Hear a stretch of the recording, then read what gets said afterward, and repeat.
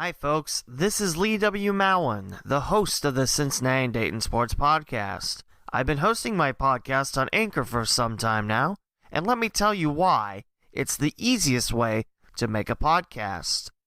When you host with Anchor, you have creation tools that allow you to record and edit your podcast right from your computer or phone. Anchor then distributes your podcast for you so others can listen on Spotify, Apple Podcasts, and many more platforms. You can even make some money with your podcast with no minimum listenership required. And best of all, it's 100% free. It truly is the one-stop shop for those looking to start a podcast. To start, download the free Anchor app or go to anchor.fm to get started. Anchor. It's day 5 of Streak Week on the Cincinnati and Dayton Sports Podcast, and we've reached episode 160, where our guest will be Jeremy Lance.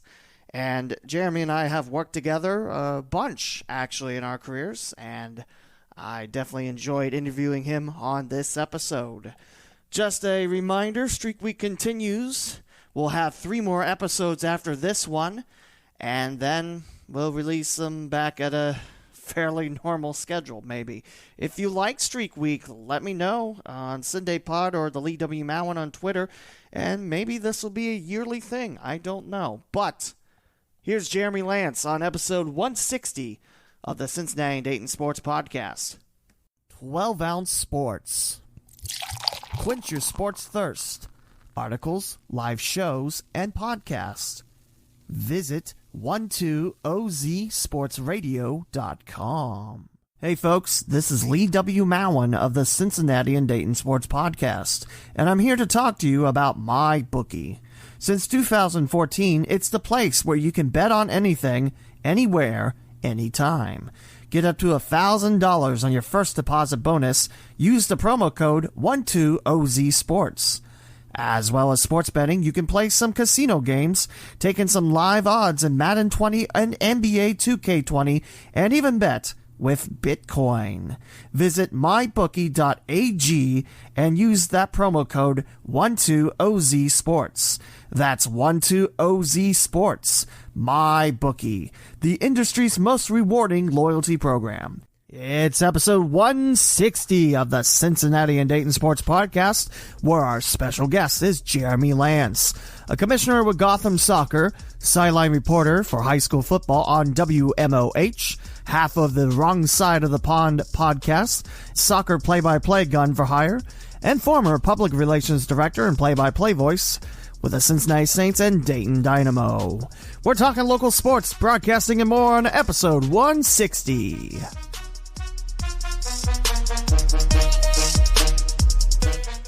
Welcome to the Cincinnati and Dayton Sports Podcast with Lee W. Mowen. This is a weekly podcast covering all sports in Cincinnati and Dayton, Ohio.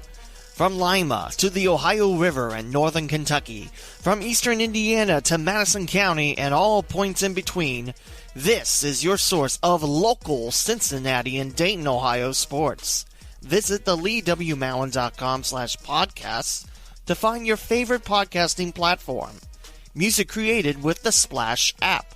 Time for another episode with your host, Lee W. Mowen. On the phone, we have Jeremy Lance. Jeremy, how are you? Lee, I'm doing great. It's great to hear from you. How's everything during this quarantine for you? It's different. I think like most people, we're kind of, in uncharted waters. It certainly is different.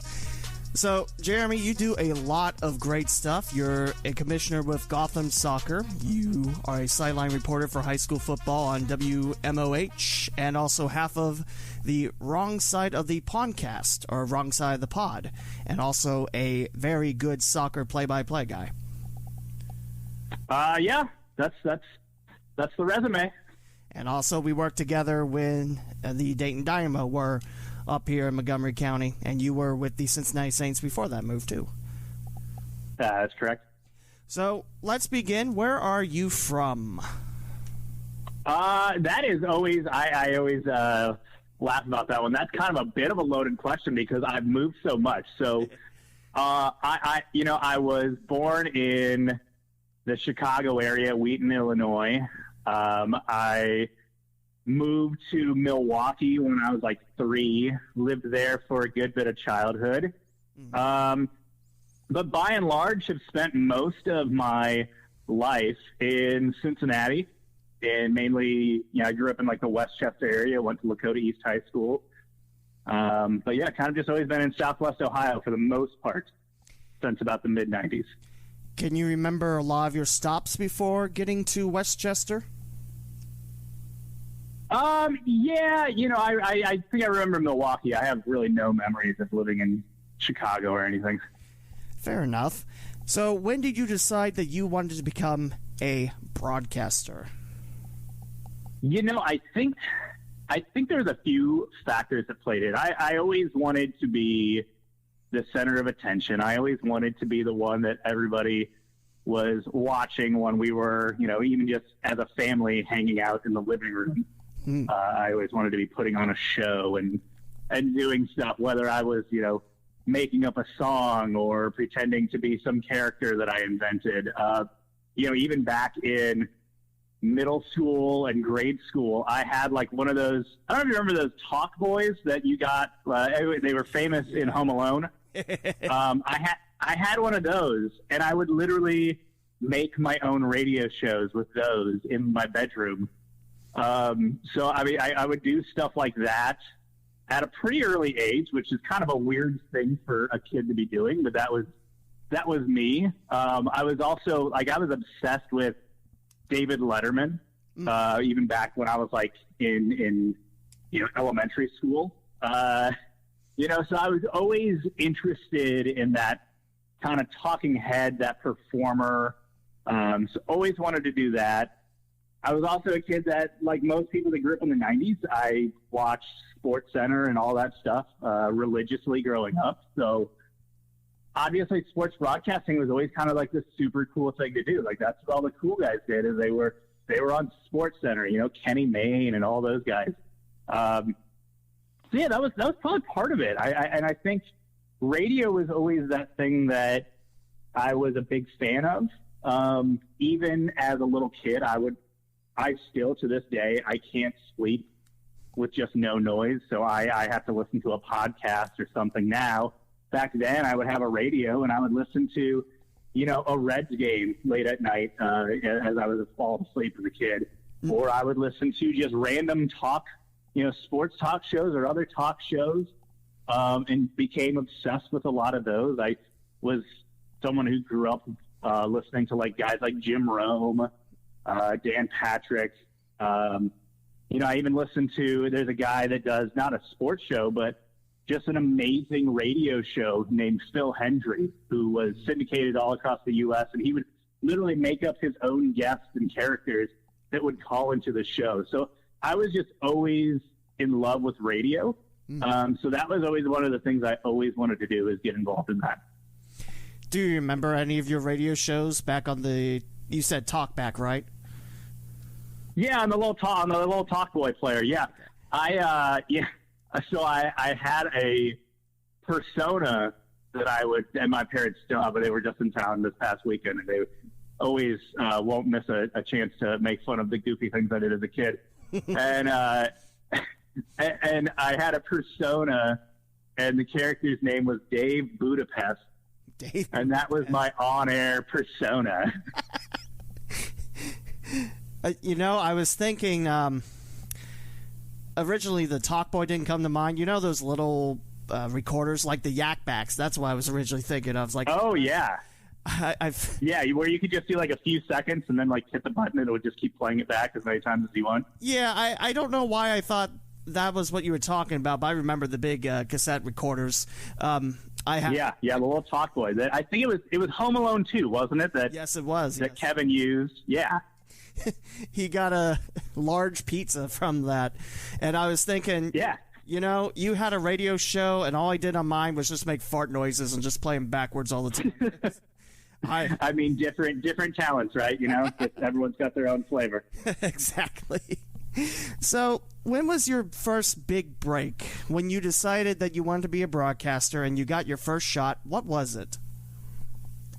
I mean, there was obviously where you and I met. We met in college back at Wright State on the campus radio station there. That was kind of the first taste of like actually getting to do radio.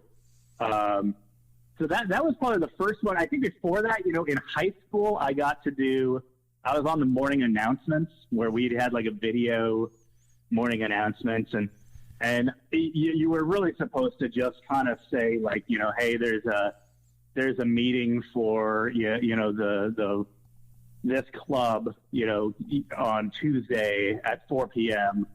And that's all it was supposed to be. And luckily I had like a teacher who was pretty cool, and he let us kind of do some goofy things with it and kind of ham it up and have fun with it. So I loved doing that. And that was kind of one of the first things I got to do.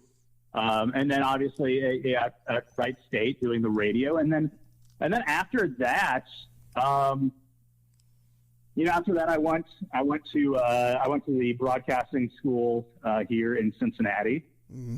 And from there, one of the first breaks I got was an internship opportunity to become a sports stringer. So a stringer is kind of an industry term, I guess, but it really just means like a freelance reporter. So I would go to a Reds game, and I would sit in the press box and kind of just hang out there and call in score updates. And then at the end, I would go around and get audio of players and managers, and then I would just cut it up and send it off to the company that you work for, and then they would send it off to all the people within that network, all the radio stations within that network, so that they could use it. So that was like the first break. I stumbled upon that. A guy who was teaching at the school was doing that himself, and his schedule got a little busy, so he couldn't do all the games. So I started kind of picking up some slack for him.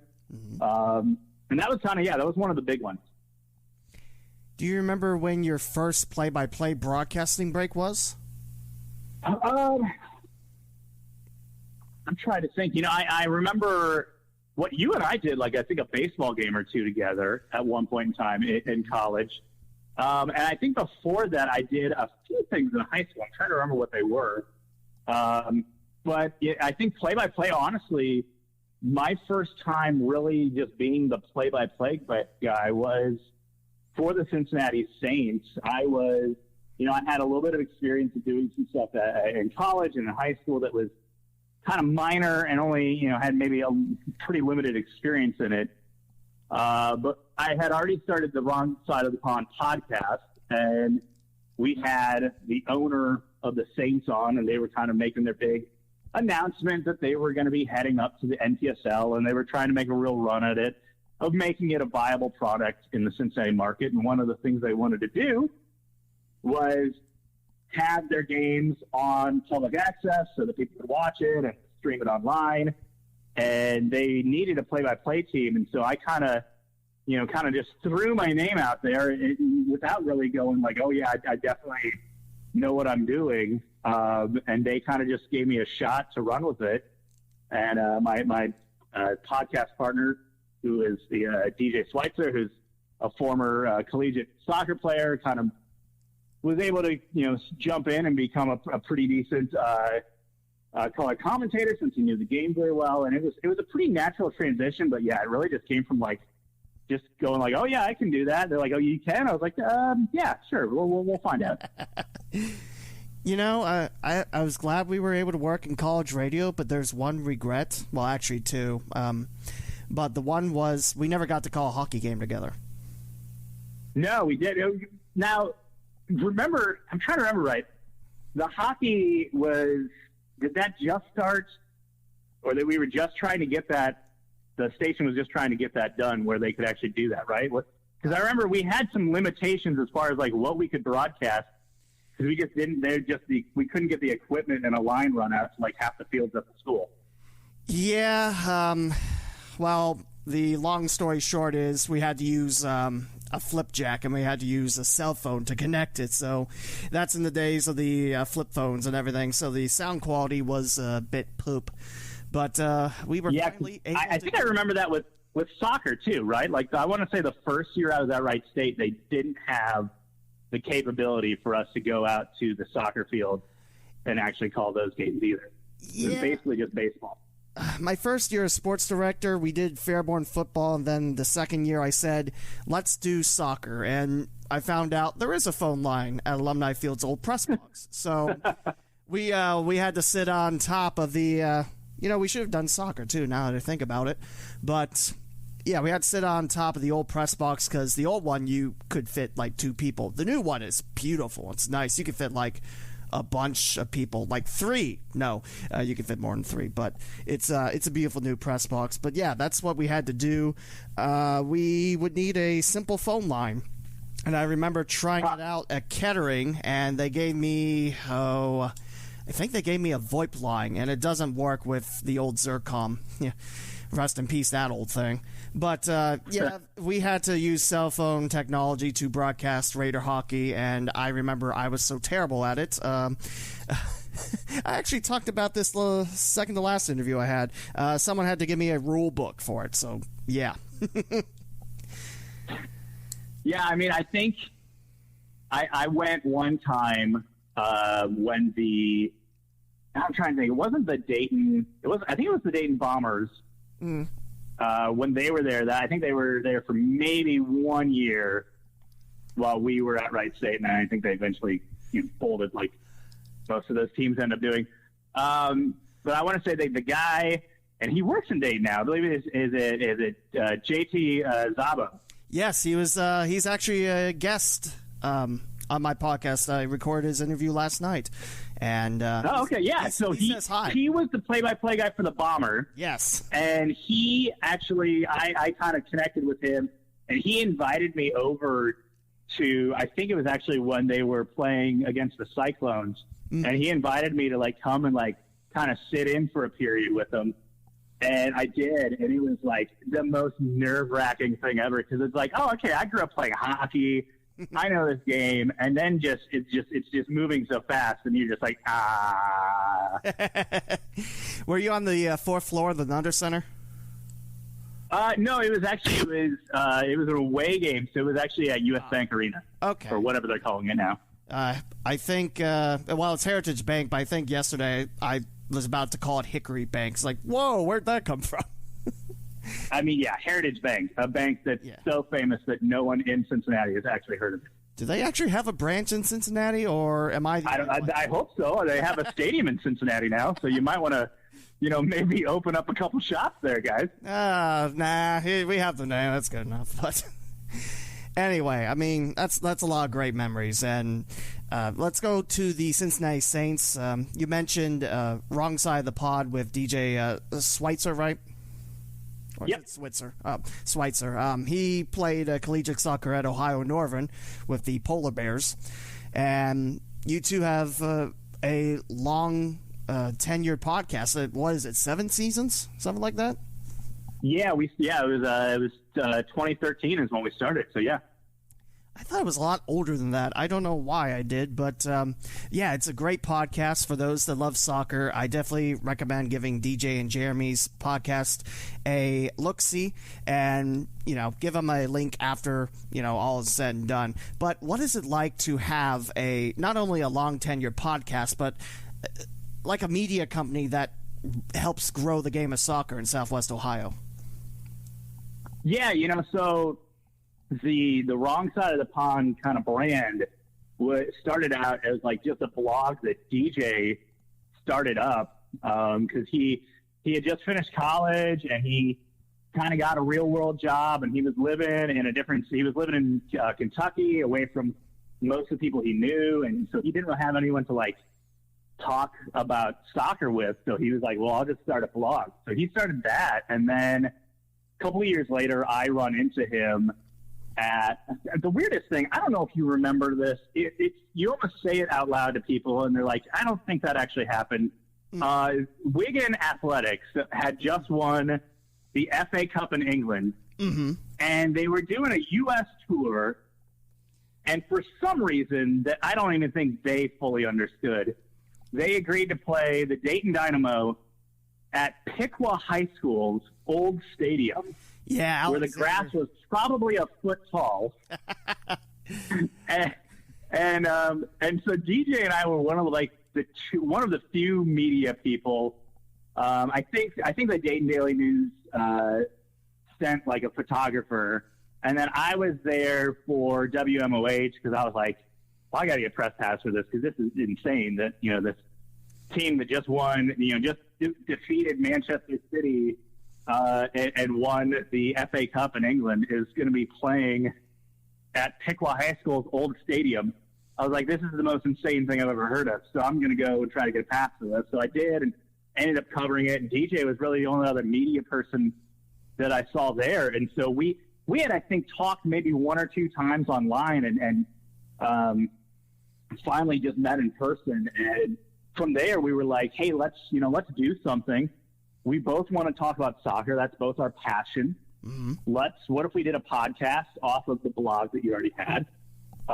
So actually originally we were going to do a radio show. I was working for a short-lived radio station called FM 100 The Fan in Cincinnati. Yeah. Where I was a producer there, and then did some weekend hosting, and we had just had this big meeting about like, hey, we want to do a lot of local content on the weekends. A lot of times during the year, we don't have a whole lot of stuff we're playing. We haven't got a bunch of contracts as far as being like the flagship station of any teams. So let's just do a lot of local programming. Anyone can do it. And so I pitched the whole thing. I was like, hey, what about a soccer show? And I remember David Harris, our program director, was like, I love it. Let's do it. Hockey's the next big thing and that's going to happen in this country. Soccer is, and let's go after it. And so I go tell DJ, I was like, hey, we're going to do a radio show. This is going to be awesome. We'll do it on like Saturday mornings. We can literally do it like right after the, games generally are on like 10 a.m., kind of the main window that matches are on Saturday mornings. Mm-hmm. So I was like, we'll just go on right after the 10 a.m. matches and talk about like the Premier League and talk about talk about soccer here locally. It'll be so awesome. Like 2 weeks later, I'm leaving Bengals training camp and get pulled into a teleconference meeting with everybody in the company. And they're like, hey, you're all fired. We're going back to an oldies station. And so I was like, oh, okay, I guess I'm not doing that radio show anymore. So then I was like, hey, let's just do a podcast. It was 2013 is when we started. And we've been going strong ever since. And it's fun to, do something, talk about something you love on a weekly basis. Like for us, half of it is just us getting together and having a beer and talking about soccer and just turning mics on at the same time. I do miss 100.3 FM when it was sports, and Jeff Pecora was also on that station too, wasn't he? Yeah, he would come on and do a bunch of Red stuff. So Jeff and I actually, and a friend of mine, Rick Uccino, who works still at 700 WLW, Mm-hmm. we were supposed to have this radio show, the afternoon drive show together, and on Real Talk 1160, and that bombed out after I think 3 months because I stopped showing up because they stopped paying everybody. And then Rick was just still there. And then it was in the middle of red season. So like Jeff was like on the road the whole time. So it dissolved pretty quickly. But yeah, Jeff was there. Richard Skinner had like the afternoon show, and it was a really good, concept for a radio station, but the corporate heads, I guess, didn't see, the money getting made or the ratings going up fast enough. So they just pulled the plug after I think it was only around for 8 months. It was a shame too. I mean, hey, more sports stations, the better. And I wish we had, sports stations up here in Dayton, but yeah, because even in Cincinnati, being a bigger market, you really just have one actual sports station that has local content. You just have 1530, because 1360 is just syndicated stuff all day. Mm-hmm. And then 700 is primarily a news station and just does Reds. And then, Ken Brew has his weekend show, and there's a few little smattering of things. But there hasn't been in such a long time in this city, like an actual sports station that you have in most big cities, where you have a lineup from 6 a.m. to 6 p.m. of just local content. And that's a shame. I mean, that's kind of why I started this podcast, because there's great local sports. And I think the situation's a little better in Cincinnati, but at the same time, I feel like, Cincinnati Dayton sports, there could be a lot more love for it. So, yeah, I mean, there's plenty of people that like sports and want to talk about it and want to listen to stuff. And the few shows that do, the Lance McAllisters and Mo Eggers, like, those guys get what I believe is pretty good ratings, because they're literally one of the few outlets, here in Cincinnati. And I like listening to both of them. And exactly, it's just, I don't know. That's another topic for another day. I could go on that. But let's wind back to the Cincinnati Saints. What was your first year like with the team, and what was the first season like with the Saints? The first season, for me, was awesome. Like, I'm working for their soccer team. I'm helping run their media relations. I'm doing their play-by-play, which, like, doing soccer play-by-play. I always wanted to do something like that, and getting that opportunity was so cool. It was like a perfect setup where I get paired up with a guy I've already been doing a podcast with for a couple of years, so it was just a very easy transition. It was a great organization that had a lot of great ideas, mm-hmm. and was really passionate about trying to make soccer happen at a professional level in Cincinnati. Mm-hmm. And so from that standpoint, it was awesome. Obviously on field, the team was not good.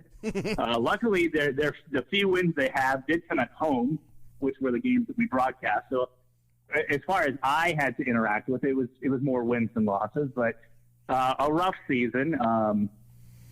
And so the first year was pretty cool.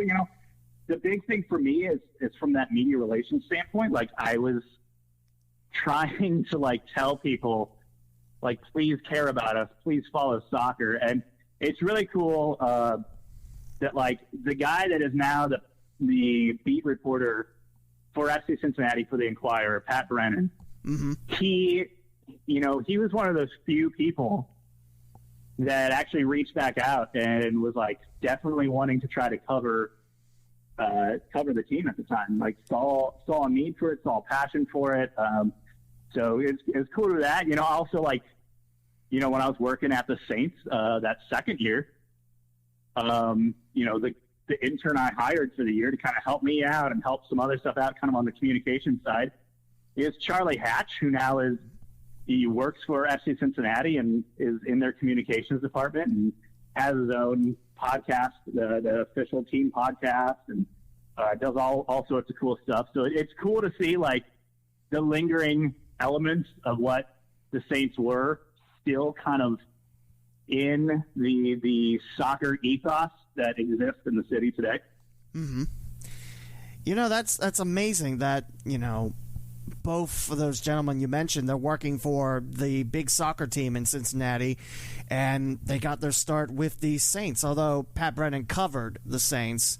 But yeah, well, and we also, that second season, we actually I was able to get Lindsay Patterson to come do sidelines for us, and now she's the sideline person for FC Cincinnati. Doesn't she also do Bengal stuff, or am I dreaming that? Yeah, she does Bengal stuff too, for the Inquirer. Yeah, she does a lot of stuff. It's amazing how much she covers in Cincinnati as well. But yeah, it's hard to keep track of all the things that she does in this city. But at the same time, I think I remember that year. That was probably the year I started with both Dayton and Cincinnati Dutch Lions. So, but yeah, I always admired what the Saints did, and I always thought the owner, Dave Satterwhite, was a good guy and a guy that wanted to see soccer grow in Cincinnati. So, I definitely... Yeah, I mean, Dave definitely had the passion to make that happen. Obviously, he didn't have the resources that the Lindner family had, and obviously they just came in and kind of took over the show. But at the end of the day, you have kind of what we were all chasing there, which is soccer really mattering in this city, and it absolutely does now with FC Cincinnati. Now let's talk about the move from Cincinnati to Dayton. What was that like? So that was an interesting one.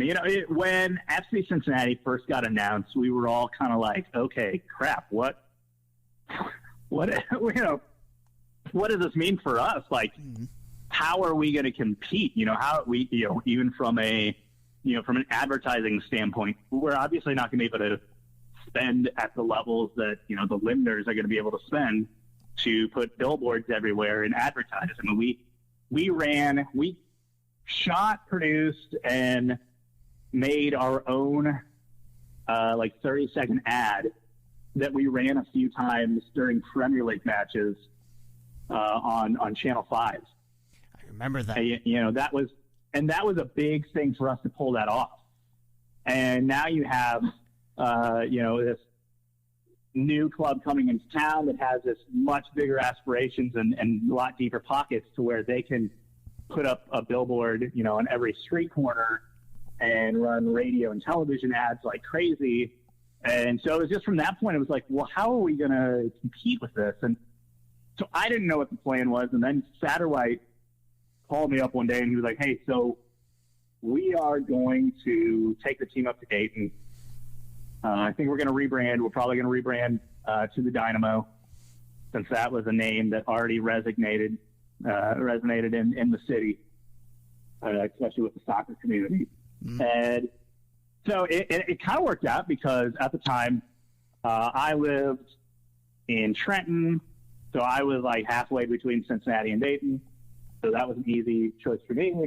Our head coach actually lived in Dayton that entire time and was driving all the way down to downtown Cincinnati like 4 days a week.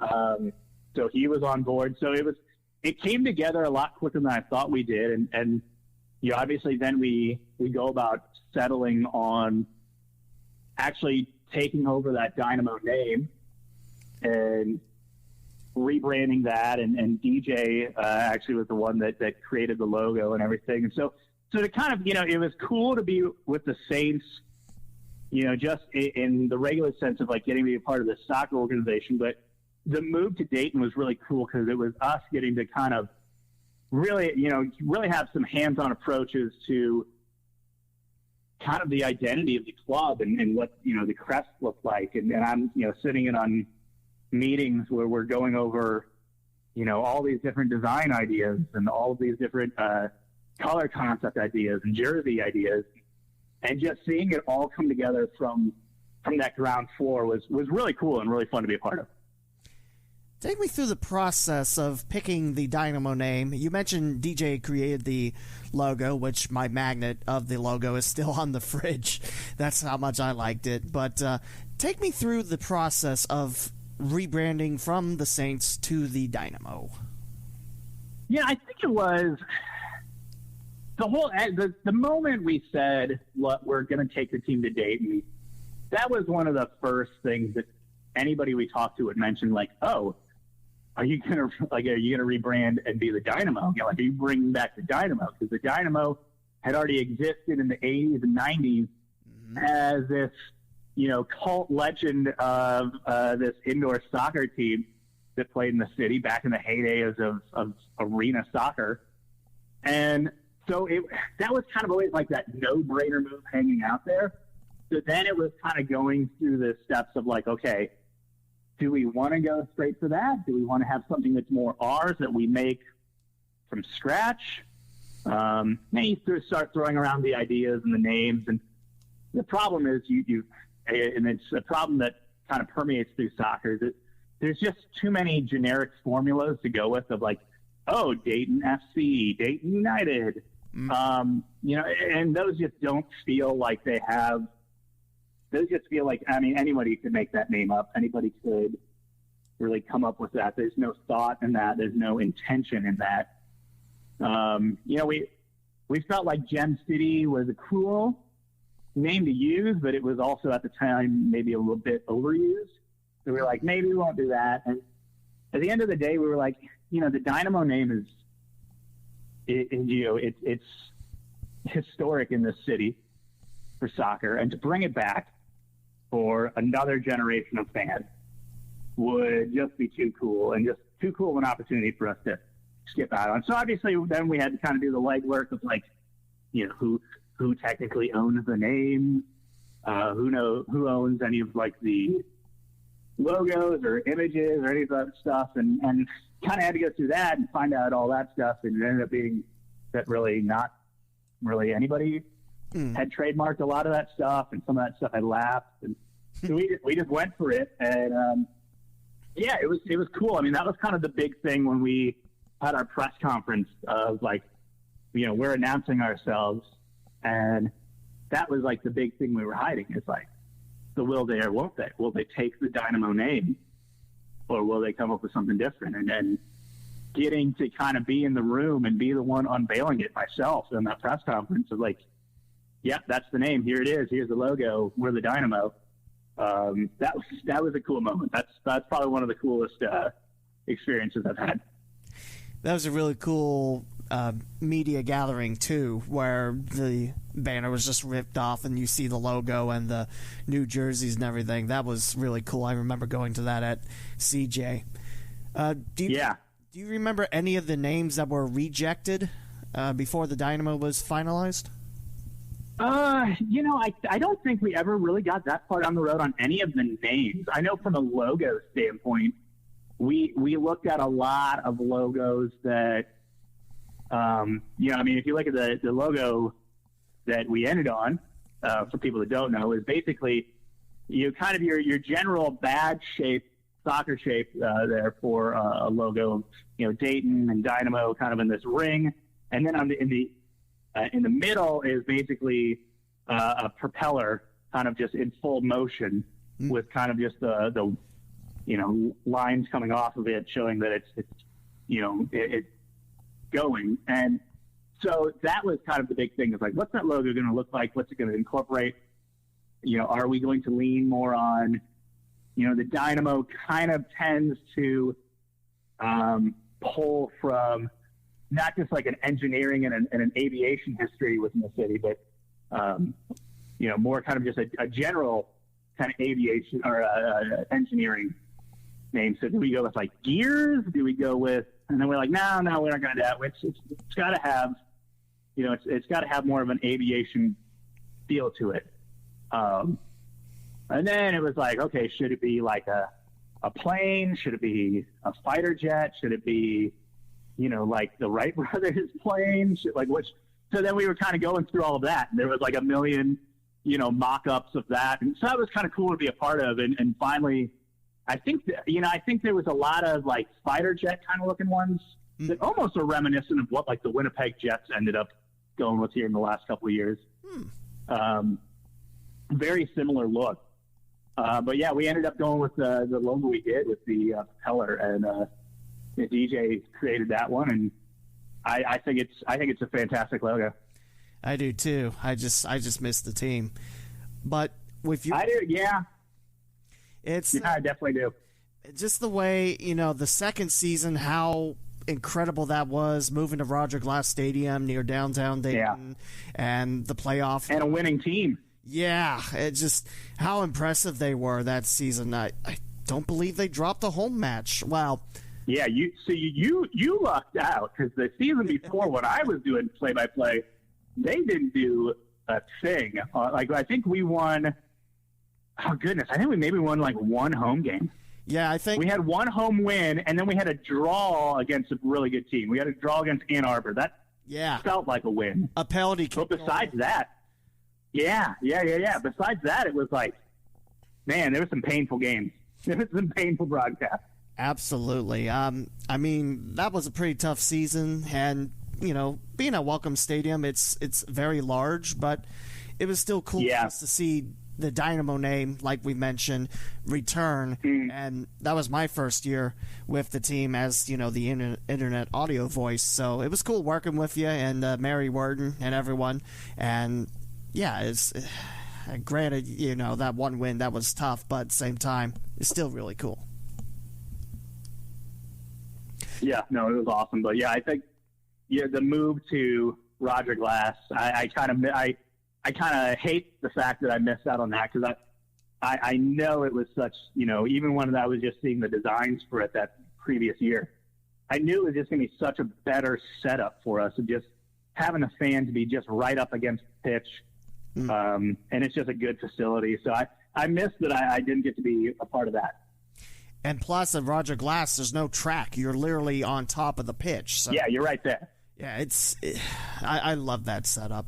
Now let's go back to your time with the Saints and Dynamo. What were some of your favorite players, your favorite matches, and just your favorite everything to call?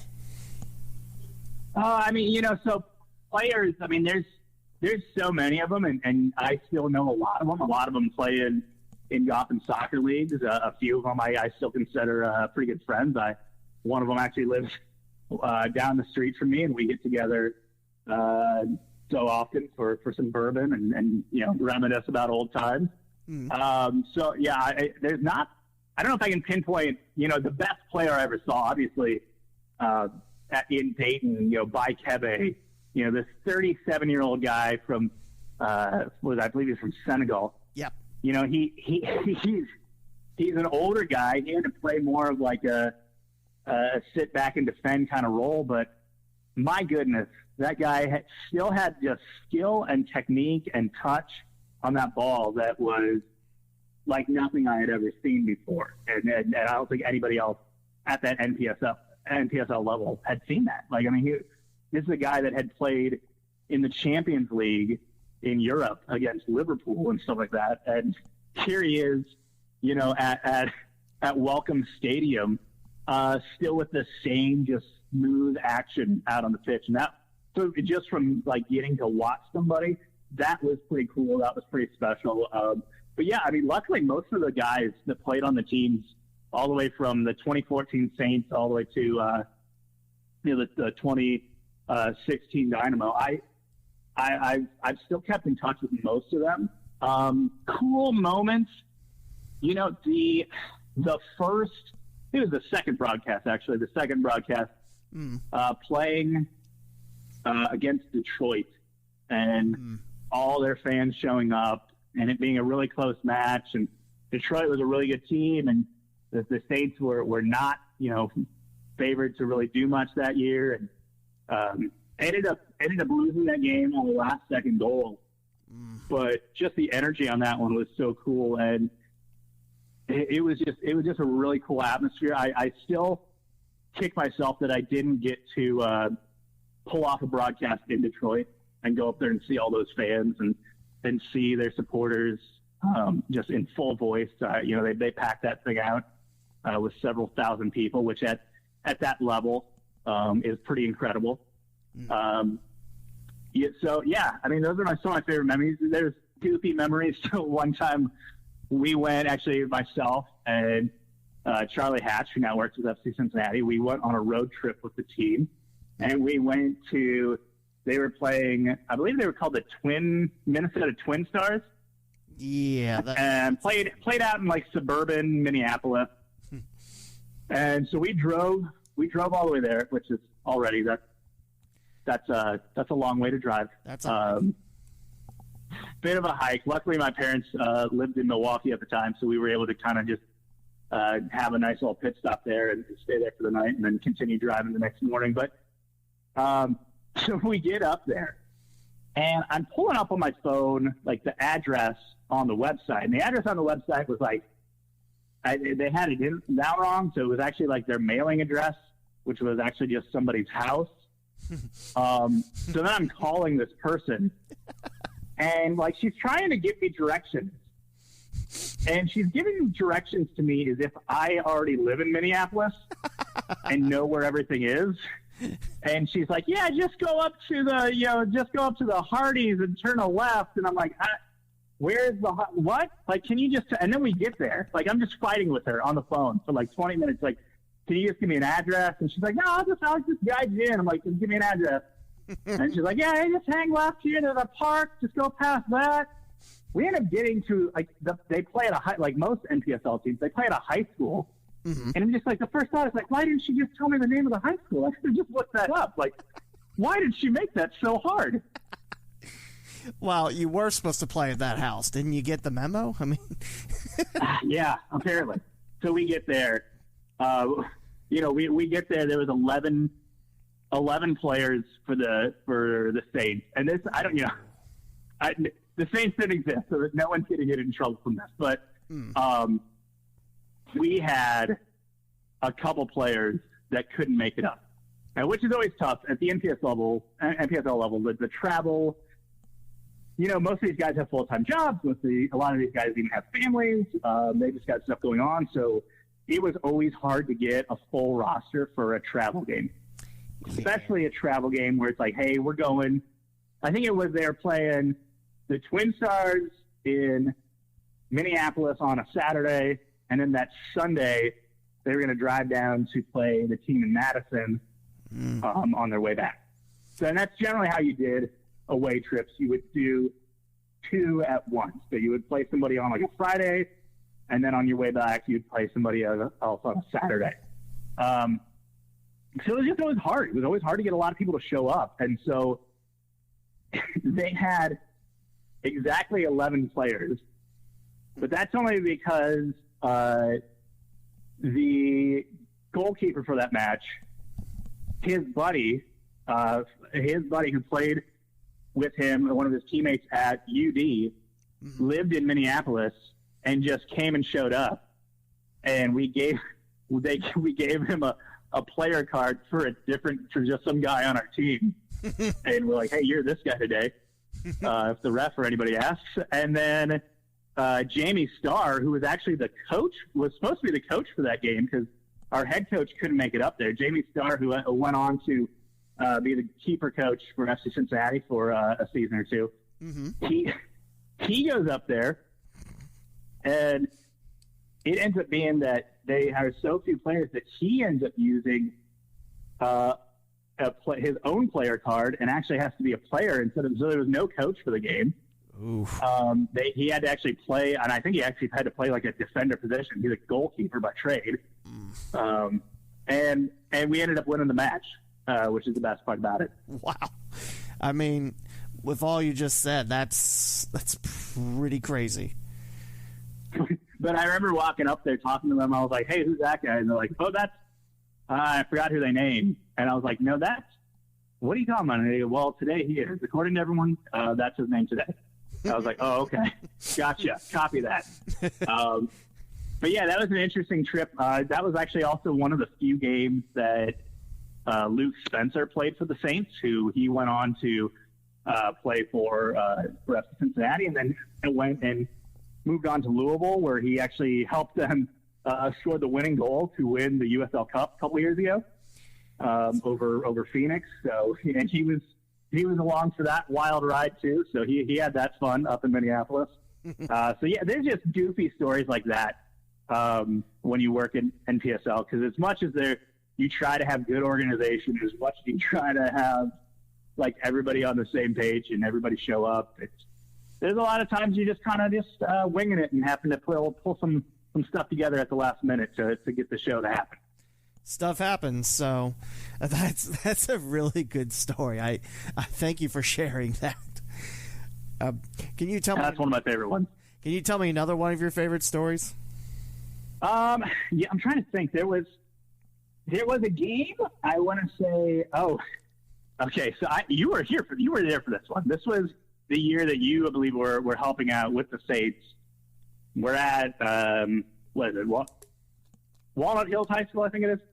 Actually, we're there. I don't think I ever helped out with the Saints in Cincinnati. I was just the 2 years at the Dynamo. Okay, for some reason I thought you were there helping Don out with something, or I don't know. No, but, I met Don. Welcome Stadium year. So. Okay, all right. So that was this next year, yeah. we had to do the PA, the PA guy. It was a weird setup because Walnut Hills High School is super old, super cool looking, where basically the stadium and the seats are basically like built onto the side of the school, like these big concrete steps. And pretty cool setup, but not exactly conducive for broadcast. So they didn't really have a press box. It was actually like a hallway that was between, I think, like a cafeteria and a gymnasium. And like that was the hallway that also had like, that's where you set up like it had the malt box and everything to like set up like mics and all that stuff for the PA. And so Don would have to do the PA from there. We, on nice days, would do the play-by-play from under a tent just on the concourse, basically just under him.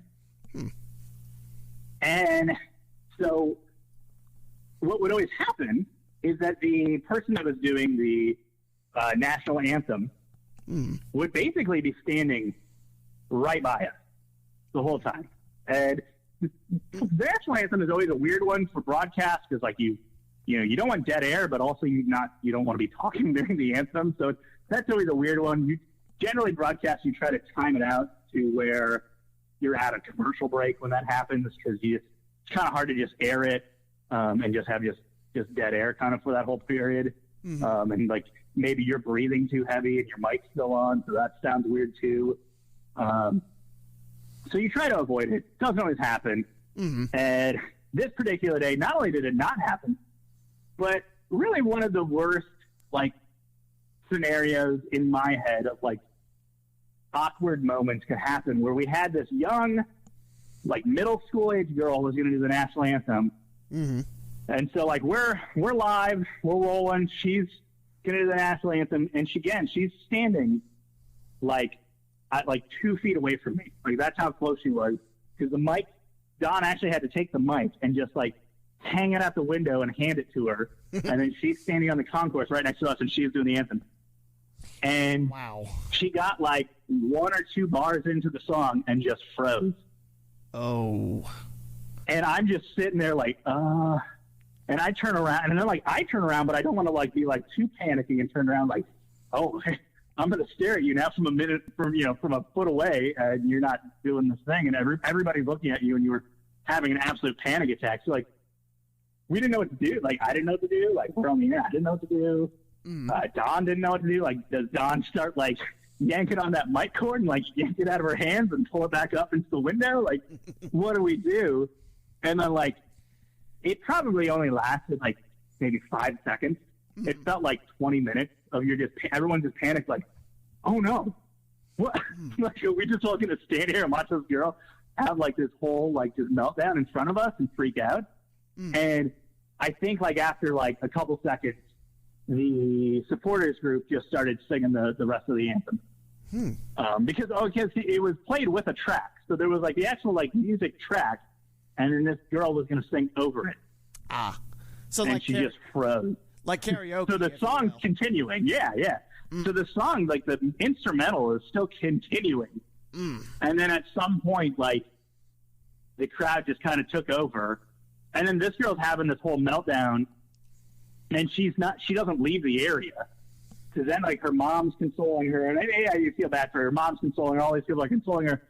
But then like the anthem ends, and like we have to start the broadcast, and there's this like 12-year-old girl just sobbing loudly, like a foot away from me, as I'm like, hey, welcome in to, we're from a beautiful day here in Cincinnati. You can hear this girl just sobbing right behind me. And I could hear it in my headset. It was clearly going out over the air. Like this whole conversation that's happening with their mom. We were like, oh, it's okay. We'll come back another time. And that was, a lot of times you'll get stuff where there is kind of stuff being said into your earpiece, or there's just feedback, or there's something. And you just have to just keep you just have to focus in and keep going. Yeah. And that was probably one of the hardest ones for me. Yeah, that's tough. That is a tough thing to do. Now, Loveland Tigers football is supposed to go Walnut Hills, and if everything is played right, I'm supposed to be broadcasting with them again. How similar is Walnut Hills to Withrow? because Withrow sounds really similar to that, and I enjoyed my stop there. We were outside, and we had a extension cord thrown at us from one of the stories up high. Yeah, I think it's the same thing. I think it's actually, I think we might be talking about Withrow and not Walnut Hill. I don't know. I always get those two mixed up. Yeah, I think that's the high school we're talking about. I liked Angus Keene Stadium, and yeah, I mean with the track around the action's a little farther away. But... Yeah, it's a cool venue in general, but again, anytime you're talking about the track there, I think it takes away from that soccer feel of being right next to the pitch. But the classic feel, it feels like a university right there. That's Yeah, no. It looks like a high school stadium straight out of like a movie or something like that, where you have these big, and the whole place looks like a university. There's a big brick, concrete steps going all the way up on the side of the building. So yeah, you're right. It was Withrow, not Walnut Hill. That was actually my first game for Loveland Tigers football, and we were sitting behind some of the Loveland fans are they broadcasting? No, I just wanted to bring my headset and my gear and just talk into it today, I figured that'd be fun. But no, I didn't say that. That wouldn't be nice of me. But yeah, so I like Withrow. And can we also talk about real quick how the Saints played at Stargell Stadium for a bit, and now the site of the original Stargell is going to be the home of the West End Stadium, where FC Cincinnati is going to play next year? Yeah, part of David Satterwhite's vision. He knew that was the perfect location to play soccer in a downtown setting where you're really close to the Over the Rhine district, so there's all the bars there and restaurants. It's where a lot of the younger crowd is moving to right around there. So yeah, he nailed it. He nailed that spot, back in 2014. Do you know if Stargell's second stadium's open yet? It is. Oh, it is open. Okay, because I think they were supposed to open at the beginning of last football season and ended up having to open maybe a month late. Yeah, just because things weren't done on time. Yeah, I think Taft was supposed to have the first football game there, and I never read if they did open it up or not, but it's just... So they were supposed to have that first one of the season to kind of open it, and they ended up having to have it somewhere else. I remember that, and I was like, that's tough, but at least they did get Stargell 2 opened up. And sticking with soccer, what exactly is Gotham Soccer?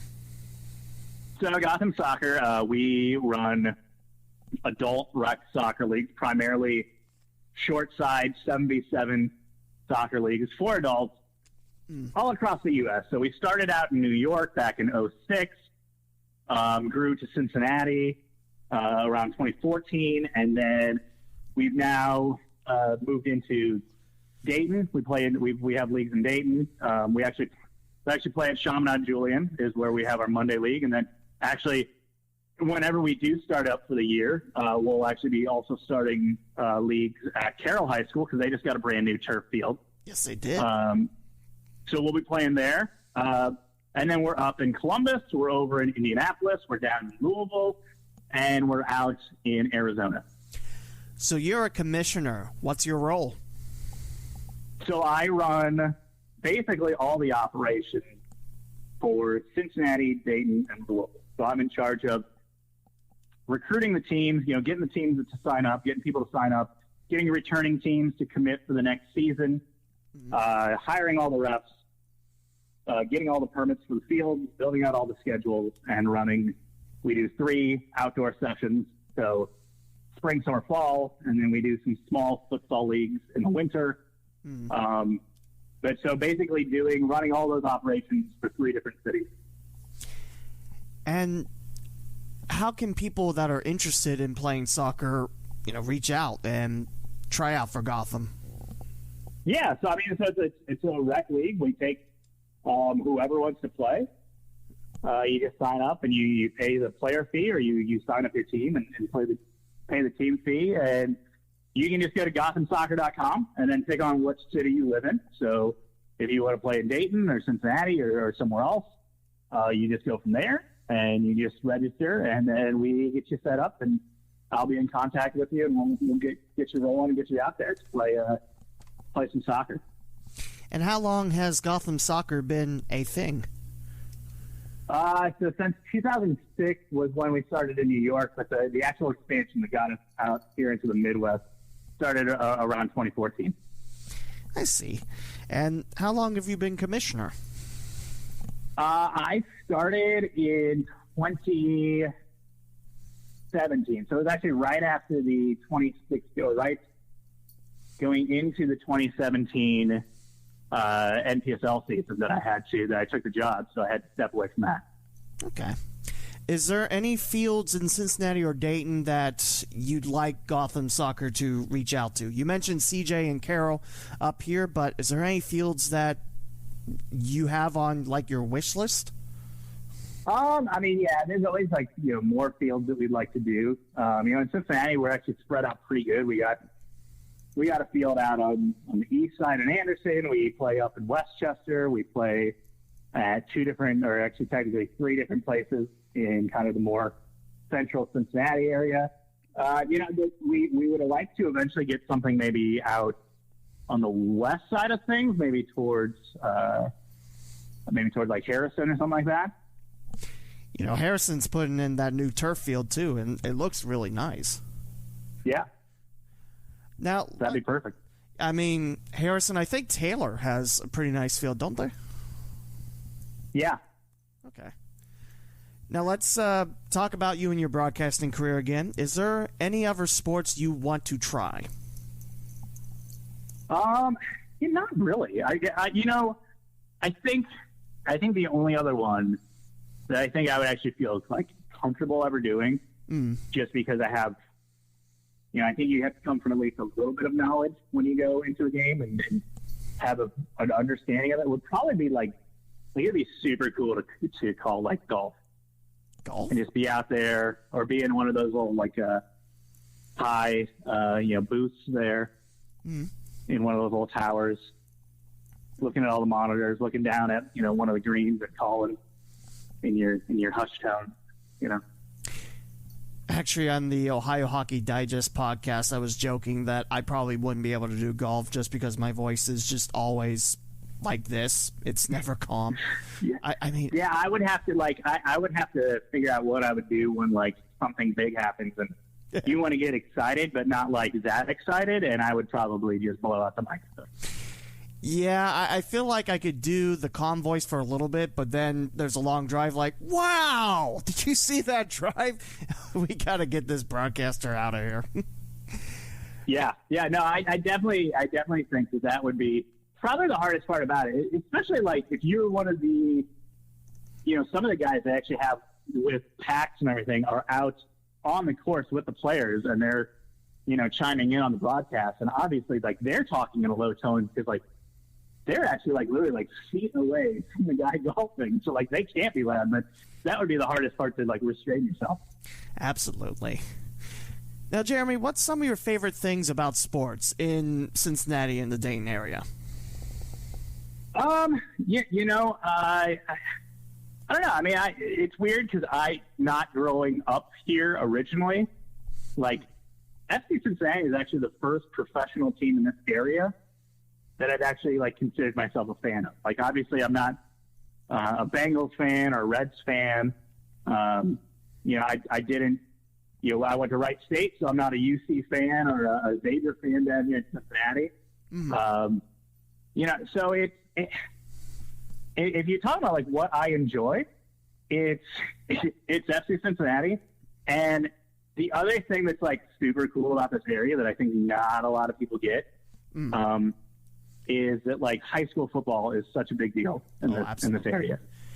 I mean, which I think sometimes living in kind of the Southwest Ohio bubble, you forget that it's not that way everywhere else. In the South and in Texas and that makes sense and we already know about that. But the rest of the Midwest is kind of hit or miss.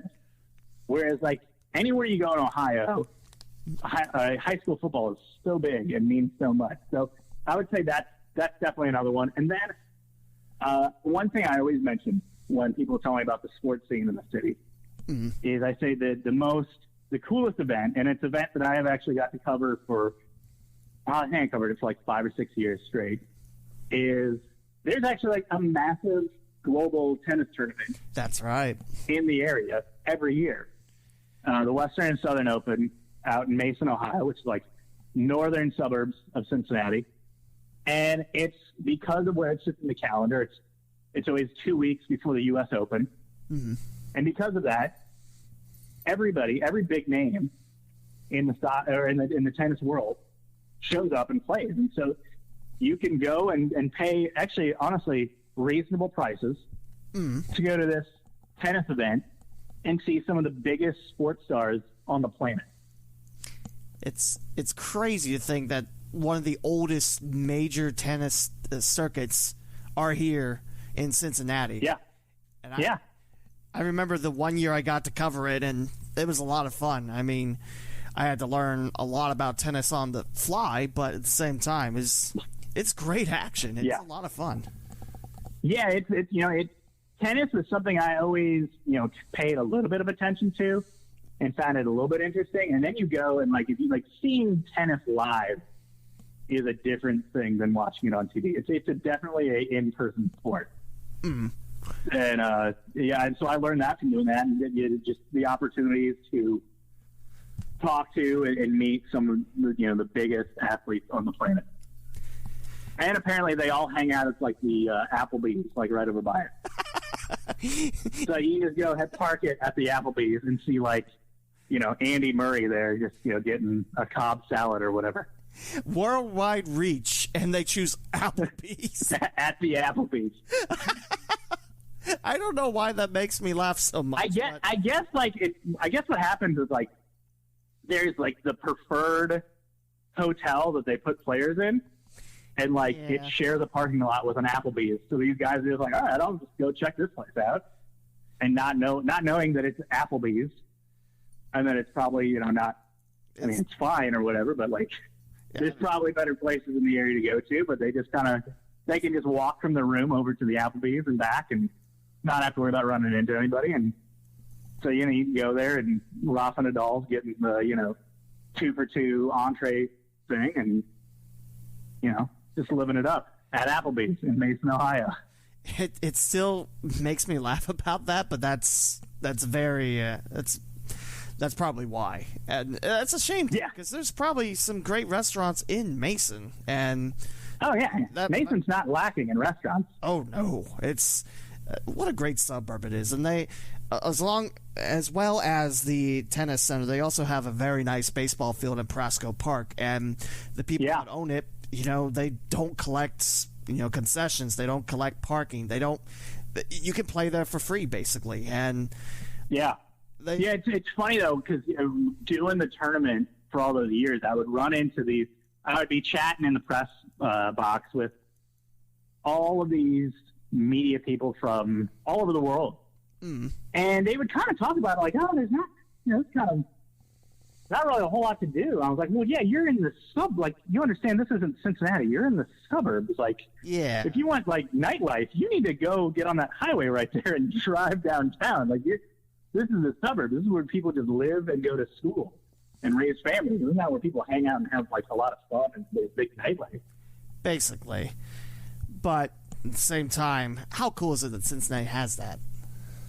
It's one of the things I don't understand, because you'll talk to people and I'll mention it, and it's very rare that someone will be like, oh yeah, I go to that, or I'll check that out. They'll be like, oh yeah, I've heard about that, I've never gone to. You are it's right there, you're missing out. It's such a good experience, and it's such a big deal, and it's right there. Now my next question is, what would you like to see in the future of the area sports or media scene? Well, I mentioned it earlier. I mean, it would be cool to get ourselves back in a position where, local sports talk is something that happens all day long instead of just during, PM drive. That would be cool to happen. Have more kind of brands and outlets as far as sports media that are local to this area that are thriving and that people rely on, because I think that is something that most big cities have, and so far, just hasn't been around for a while. So I'd say part of that, and then, I don't know. We're in a pretty good place. I mean, my bucket list item was always a professional soccer team, so I guess I'm good now. I guess I'm out of things. I've reached the mountaintop. Now, for those that are interested in becoming a broadcaster or joining the sports field, what advice can you give? I think the biggest advice is just, you got to keep pursuing it. You got to keep going for it. But, I think there's a new way that just kind of everything's calibrated where you can do things without having to, I had to find a way to get a foot in the door at a radio station. And then once in that radio station, a foot in the door as far as getting myself on the air. But nowadays, with podcasts, with blogs, with YouTube channels, it's so easy for anybody to do it. Like, the barrier of entry of trying it out doesn't exist anymore. So I think if you want to do it, you got to do it. Spend that $50 on a microphone, spend that, a little bit of money on, if you want to do videos on some kind of editing software, and go for it. Because that still might cost some money, but it's still way easier than some of the hoops that people, back when we were starting out and people before us had to jump through just to get just a little bit, just to get even just a touch of airtime. And now you can just create it yourself. So do it, just create it. Isn't the internet wonderful for that? Yeah, it's amazing. I mean, it's amazing that you can, I don't know, my kids watch all these YouTube channels, and it's just these kids opening up toys, and these kids make millions of dollars through this. And it's like this, there's no talent in this, but you can do it, and you can still make money, and that's awesome. He has his own brand of toys. Oh yeah, we bought them. They're garbage. I'm very familiar with that too, because my stepdaughters do that as well, and it's like, yeah, what, you have all these toys here? No, yeah, open it yourself and play with it. Why watch someone else do it? Jeremy, last up, how can people follow your work and you on social media? Wrong Side of the Pond is Wrong Side of Pond. That's our Twitter handle. Obviously, then just whatever podcast app you use, you can find Wrong Side of the Pond on there to follow our podcast, which we've been keeping up with. Normally, we take most of the summer off, but we've been keeping up with it just because I think we're all locked in our houses and need something to do. So we've just been doing stuff every week. And then I'm just at Jeremy Lance. I got in early on Twitter, so it's just my name. Very cool. Jeremy, thanks for your time today. It's been a lot of fun catching up, and let's hope we have sports soon. Oh, great. I need it. There's golf on right now. I'm watching some golf right now as we speak. I mean, finally back. There is soccer. I mean, FC Cincinnati is going to go to Orlando, but yeah, because that's where everyone wants to go in the middle of summer, is Orlando, Florida. But Mickey Mouse where it's is there. 1,000 degrees. Mickey Mouse is there, and Shaquille O'Neal with the magic and everything. Yeah, and heat stroke. Heat stroke is also there. Yeah, it's up here too. Let's not. Yeah, it's not just in Florida, but that's true. It's everywhere. Jeremy, thank you for your time today, and definitely, folks, give Wrong Side of the Pond a listen. You will love that podcast if you're a big soccer fan. And that wraps up episode 160 of the Cincinnati Dayton Sports Podcast. Talk to you again for episode 161.